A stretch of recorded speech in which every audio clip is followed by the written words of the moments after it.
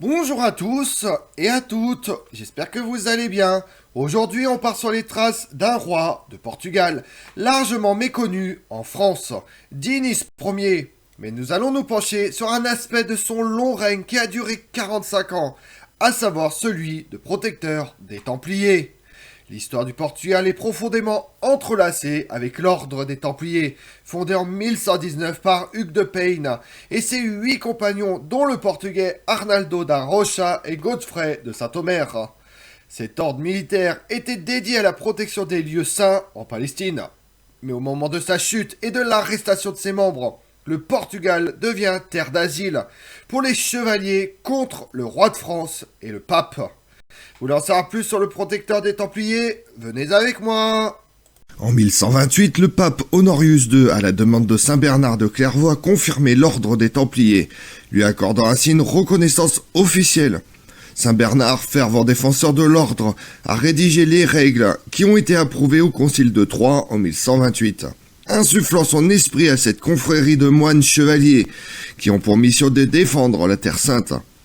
Ils ont établi leur quartier général dans une aile du palais du roi de Jérusalem, offerte par Baudouin II à l'emplacement ancien du temple de Salomon. L'ordre, composé de chevaliers, d'écuyers, frères convers, aumôniers et prêtres, avait pour mission de défendre la foi chrétienne, les lieux saints, et de combattre les infidèles. Ils avaient prêté serment de pauvreté, d'obéissance et de chasteté, vivant une vie austère et dédiée au service de Dieu. Leur présence en Palestine a engendré une rivalité avec les Hospitaliers, souvent marquée par des conflits armés, affaiblissant la position chrétienne, comme vous le savez. Après la chute de Saint Jean d'Acre en 1291, ils se sont installés à Chypre. Cependant, l'ordre a continué son expansion en Europe occidentale, érigeant des temples-forteresses imprenables, surtout au Portugal, qui subsistent encore aujourd'hui. Au Portugal, ils ont joué un rôle crucial pendant la Reconquista contre les Maures. Mais que leur activité principale fut financière en raison des conditions différentes de la péninsule ibérique. Ils étaient également des experts militaires. Leur puissance financière les a souvent mis en conflit avec les souverains avides de leurs richesses. En dépit de ces tensions, les rois lusitaniens leur ont accordé des privilèges et des dons de territoire, reconnaissant leur service dans la lutte pour la foi chrétienne, et leur accordent surtout leur protection. Dinis Ier, surnommé le laboureur, le roi agriculteur, le roi poète, le roi troubadour, ou le père de la patrie, ou encore le libéral, était le deuxième fils du roi Afonso III le Boulonnais, et de son épouse l'infante Béatrice de Castille, et devient le 6e roi de Portugal en 1279, et le 5e des Algarves. Comme héritier du trône, Dinis Ier fut très tôt formé par son père, comme vous en doutez, pour diriger le Portugal. Lorsqu'il monte sur le trône, le Portugal était de nouveau en conflit avec l'Église catholique. Dinis Ier tente de résoudre le problème, signant un traité avec le pape Nicolas III, où il promettait de protéger les intérêts de Rome au Portugal, particulièrement en donnant l'asile à l'ordre du Temple, persécuté en France. La Reconquista étant terminée pour le Portugal, Dinis Ier fut surtout un roi administrateur et pacifique, malgré de petits conflits avec la Castille, dont il obtient la possession des villages de Serpa et de Moura. Les territoires au-delà du Guaniana et la ratification des frontières de Ribacoa. Il signe un traité des limites avec Fernando IV de Castille le 12 septembre 1297. Chose qui va peut-être vous surprendre, mais ce traité est encore en vigueur de nos jours. Une fois le problème résolu, aucune autre guerre n'eut lieu durant son règne, justifiant ainsi le souvenir qu'il a laissé d'un roi pacifique, chose surprenante pour son époque plutôt guerrière. Ainsi, les priorités du gouvernement furent essentiellement l'organisation du pays et la continuation des actions de son père. Dinis Ier a publié le noyau du code civil et criminel, se concentrant sur la protection des classes moins favorisées contre les abus de pouvoir. Durant son règne, il voyage dans le pays, visitant les bourgs, apportant des solutions aux problèmes rencontrés. Avec l'aide de son épouse, la sainte reine Isabelle d'Aragon, Dinis Ier essaye d'améliorer la vie des pauvres et fonde diverses institutions de charité. Préoccupé par les infrastructures du pays, le roi ordonne l'exploitation de mines de cuivre, d'argent, d'étain et de fer, tout en organisant les exportations de ces produits vers les autres pays européens. Il signe le premier traité de commerce avec l'Angleterre en 1308 et fonde la marine marchande portugaise. Dinis Ier institua la première réforme agraire du Portugal, redistribuant des terres en morcelant les possessions féodales et ecclésiastiques, encourageant l'agriculture et fonde diverses communautés rurales, des marchés et des foires. Sous son règne, le Portugal produit plus de céréales, dépassant ses besoins et exporte l'excédent. Un de ses plus grands bienfaits fut la plantation de pins pour protéger les terres de l'avance des sables sur la côte. La forêt de pins de Leiria existe toujours de nos jours. Dinis Ier forme une marine marchande pour commercer avec la Catalogne, la Bretagne, l'Angleterre et les pays nordiques. Installant des marchands génois à Lisbonne, il fut le promoteur des grands navigateurs et fait venir des pays voisins des techniciens en navigation. Dinis Ier met le Portugal sur un pied d'égalité avec les autres royaumes de la péninsule ibérique. Dinis Ier aimait la littérature, écrivait lui-même quelques livres sur des thèmes comme l'administration ou la chasse et des ouvrages de poésie. Il fonde en 1290 l'université de Lisbonne, qu'il transfère par la suite à Coimbra en 1307, et défend l'utilisation et l'enseignement du latin à la place du portugais. Cependant, les dernières années de son règne furent marquées par des conflits entre ses deux fils, Afonso, l'héritier légitime, et Afonso Sanchez, comte d'Albuquerque, son fils bâtard. En 1147, aux côtés d'Afonso Henrique, premier roi de Portugal, l'ordre du Temple a contribué à la conquête de Santarém et de Lisbonne aux mains des Maures. En récompense, Afonso Henrique leur a généreusement cédé des terres. Gualma País, maître de l'ordre au Portugal en 1159, a reçu le château de Serras et les terres adjacentes, marquant le début du développement de Tomar. Grâce à des dons royaux, les Templiers ont étendu leur fortune, recevant les territoires d'Indana et de Monsanto en 1165. Leur influence s'est consolidée avec des dons au-delà du Tage et la possession de châteaux stratégiques comme Almurol. Ils ont joué un rôle déterminant lors du siège de Tomar en 1190, repoussant les forces ennemies.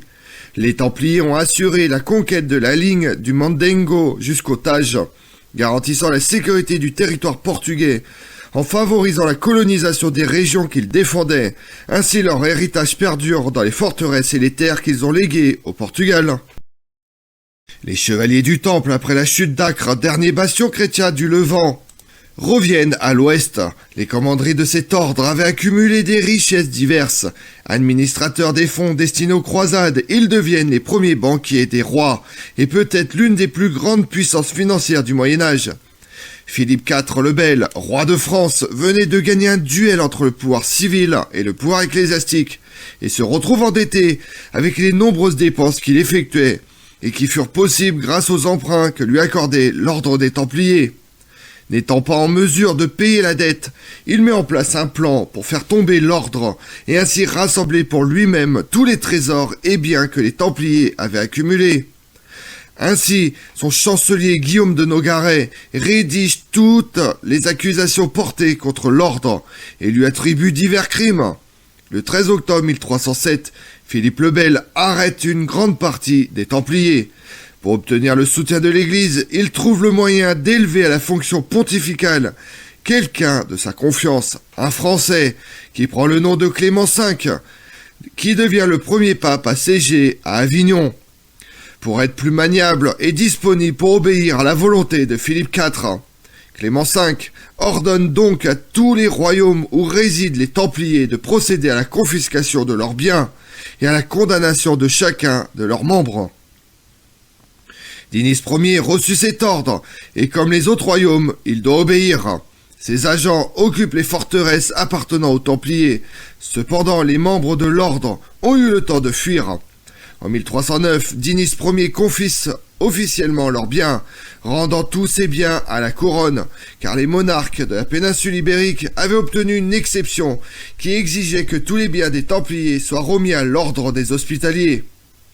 En 1319, Dinis Ier obtient du pape Jean XXII la bulle Ad et ex quibus, par laquelle l'ordre du Christ fut créé et à laquelle furent transférés tout le patrimoine, ainsi que plusieurs des membres de l'ordre des Templiers éteints. Le château de Castrum Marim a été désigné comme son siège, créant ainsi le premier ordre militaire portugais, qui a même soutenu les chevaliers portugais de l'ordre de Santiago dans leur dispute pour se séparer de leur maître castillan. Le roi Dinis Ier est inquiet des rumeurs selon lesquelles le pape songe à faire bénéficier les Hospitaliers des biens du temple. Les Hospitaliers ont déjà beaucoup de possessions sur la rive sud du Tage et leur destinée, le patrimoine templier sur la rive nord du même fleuve, leur donnerait des biens d'une telle densité d'implantation dans cette zone stratégique qu'ils seraient sans doute capables de porter ombrage à l'autorité royale. Après quelques tractations, le roi obtient en 1319 que le patrimoine du temple passe à un nouvel ordre, proprement portugais. Elle impose ensuite la règle de Calatrava à la nouvelle confrérie et nomme à sa tête Dom Gil Martins, l'ancien maître de l'ordre d'Avise. Elle transfère tous les biens et droits du temple à la nouvelle milice, mais la place sous l'autorité imminente de l'abbé cistercien du monastère d'Alcabosa, au diocèse de Lisbonne. Le père abbé se voit donc conférer le droit de visite et de correction sur toutes les maisons de l'ordre du Christ. Chaque maître de l'ordre devait ainsi prêter serment de fidélité à l'abbé, représentant en l'instance le souverain pontife. Enfin, la bulle prévoit qu'en cas de vacance, une personne à la fois militaire et religieuse, expressément professe du nouvel ordre, devait être choisie comme maître. Les historiens considèrent que l'ordre du Christ a été le principal refuge des Templiers qui échappent à la grande arrestation du 13 octobre 1307 en France. Ce nouvel ordre portugais devient ainsi la résurgence de l'ordre des Templiers. La plupart des chevaliers templiers arrivent au Portugal par la mer, car une partie de la flotte templière qui avait quitté La Rochelle pour éviter sa réquisition accoste au port de Serra del Reis, un bastion portugais érigé par Gualdim Paes, aujourd'hui disparu. De ce fait, l'ordre du Christ hérite des connaissances des Templiers en matière de construction et de navigation maritime. Elles seront utilisées un siècle plus tard par l'infant Don Henrique de Avise, duc de Viseu, le navigateur, gouverneur de l'ordre du Christ, pour mettre au point sa fameuse caravelle, dont les voiles arbordent fièrement la croix templière, et plus tard encore par Christophe Colomb, lui-même gendre du grand maître de l'ordre du Christ. Comme on l'a vu, le roi de France, Philippe le Bel, ne parviendra jamais à mettre la main sur le trésor des Templiers, comme vous le savez. Mais ce dernier était-il matériel ou spirituel? En 1319, le roi Dinis Ier crée l'ordre du Christ, qui récupère les capitaux et les hommes du temple pour servir le royaume de Portugal. De nombreux Templiers persécutés arrivent de toute l'Europe à la cour du roi Dinis Ier avec leurs connaissances intellectuelles et leur art militaire. Ils font de Tomar leur centre politique et intellectuel. Un siècle plus tard, en 1419, l'infant Don Henrique de Avise, duc de Viseu, devient grand maître de l'ordre du Christ. Il est auréolé de la prise de Ceuta en Afrique du Nord en 1415. Il va mettre les ressources de l'ordre au service de son pays pour explorer de nouvelles terres. Je vous remercie d'avoir suivi cette vidéo en ma compagnie. Si vous voulez connaître mes autres vidéos, retrouvez-moi sur ma chaîne YouTube Tout sur l'Histoire avec Damien, mais également sur les réseaux sociaux, Twitter et Instagram, Histoire Damien. Et pensez à liker, commenter et vous abonner. Je vous remercie à tous.